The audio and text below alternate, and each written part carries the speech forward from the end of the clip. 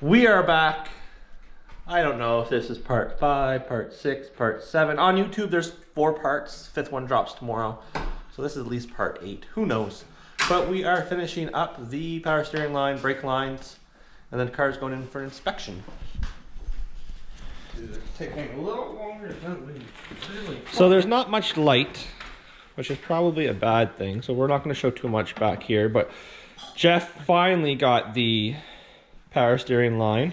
No, fuel line. Fuel line flared. And what he's doing is we're going to tighten it up, and then we got new wheel cylinders, wheel cylinder, because it broke, which I will show you guys us changing that, and all new bleeder screws. We also picked up today 1 armrest center console and 1 OEM fender, which is silver. So we're gonna have a black hood, silver fender, wrong colored door, and welded in patches in the back. It's gonna be like a fucking clown car. Stay tuned, guys.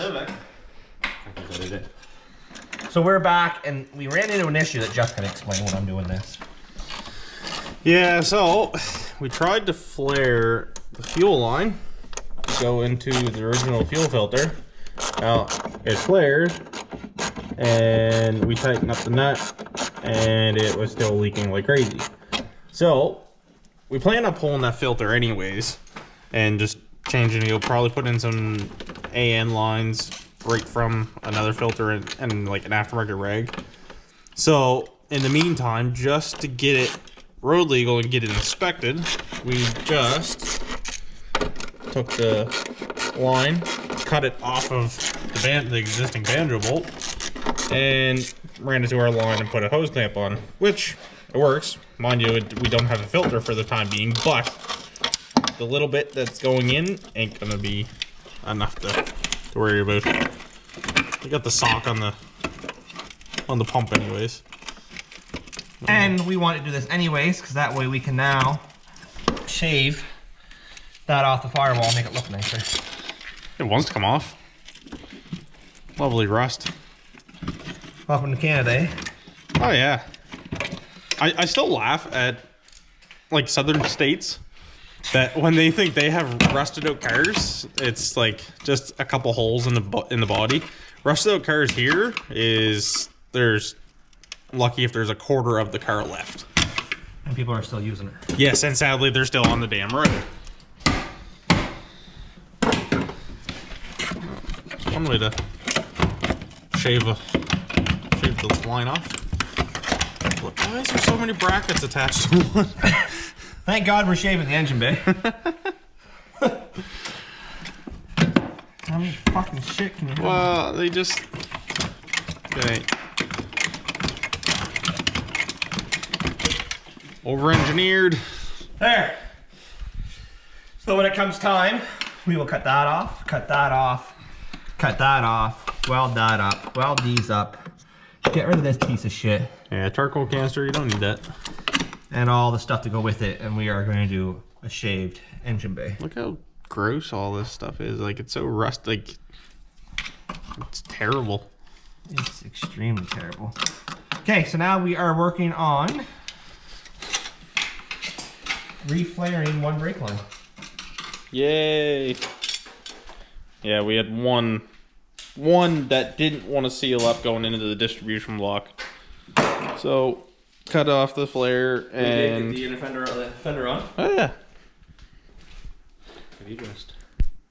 There we go. So the fender did get on. $40, got a little dent there.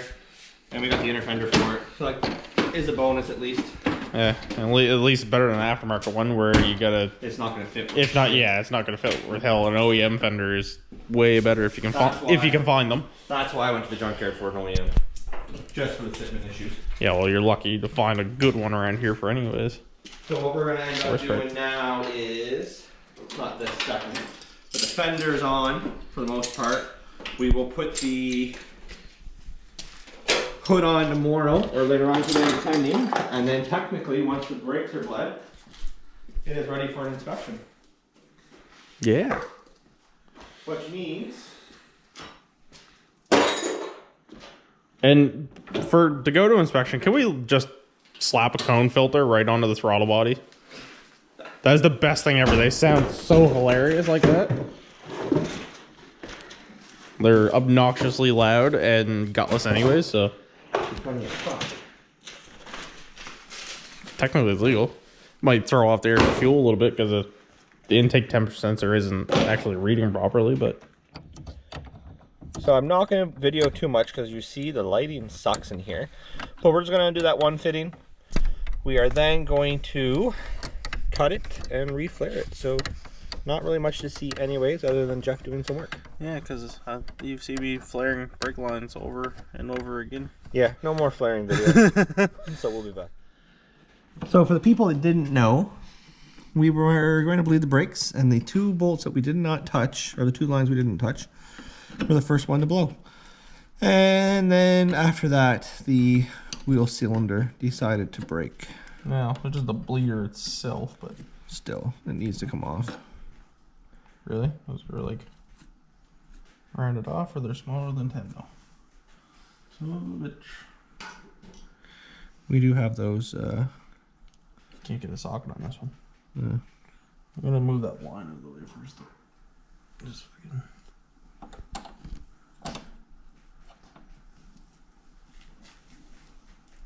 Yeah, didn't tighten up that much. Come on.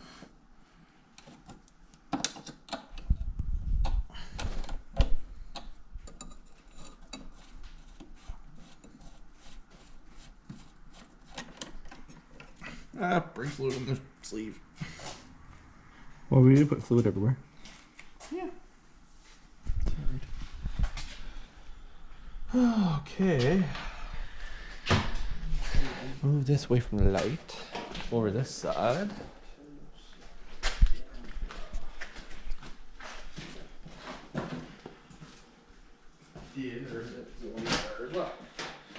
That is definitely a sick shot of the Roadster sitting there in all its unhurt glory. If you guys aren't familiar with the Roadster, make sure you check out the videos on YouTube. We did post a video the other day putting the interior in it, so, you know, I guess that's one step in the right direction.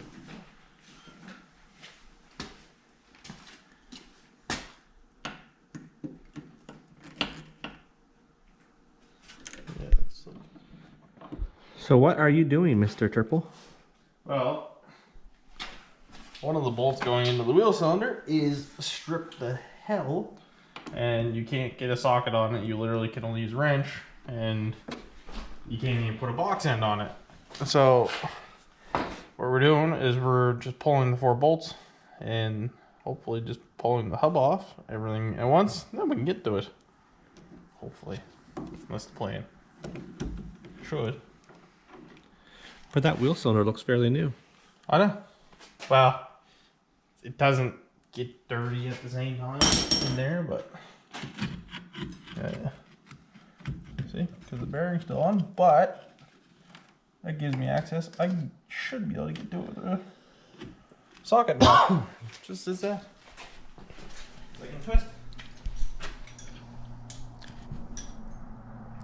And the bolt we're trying for is right there.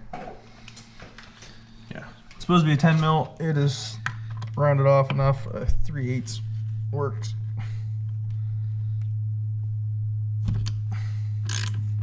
Just like that.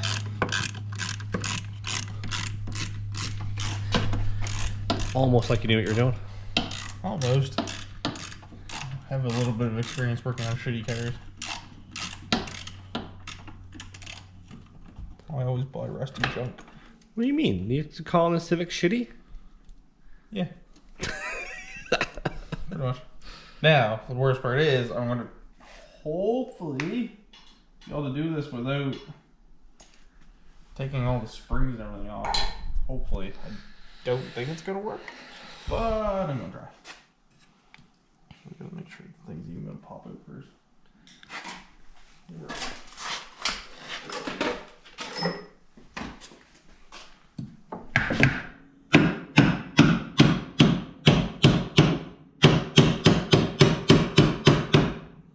Loose. See? If everything goes flying, well, here's what it is. I don't think it's gonna work that way. No, that's the worst part. I was worried about.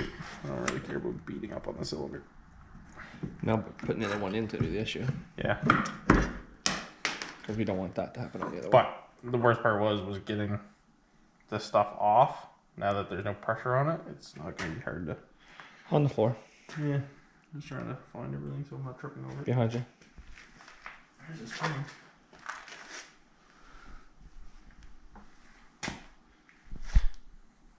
So part is the cylinder's probably still good. If you could get that bleeder screw out, you can see it rusted right in. Even the center of it just filled with rust. It's terrible. That's why this car we bought all new bleeder screws as well. Yeah, because that's what's going to end up happening with the rest. Oh. Yeah, I don't think we're going to have much luck. Get it back in. Okay, that's You're come off. gonna have to probably do one spring off one side. Even this top spring, then I can pull it out enough. These side springs can stay on. Just get the yeah, I know. Yeah, just enough that I can pull it out. But I gotta get this in there first, so I don't risk.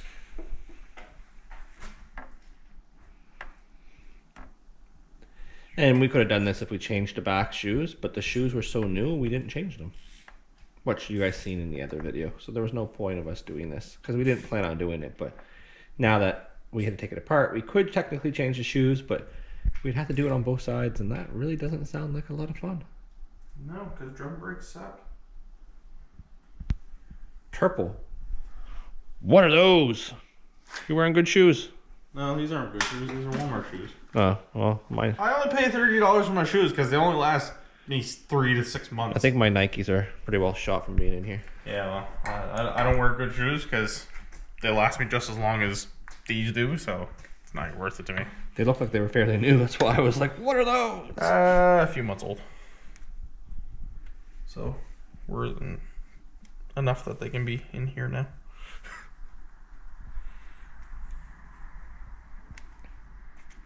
My work boots need to be replaced, so.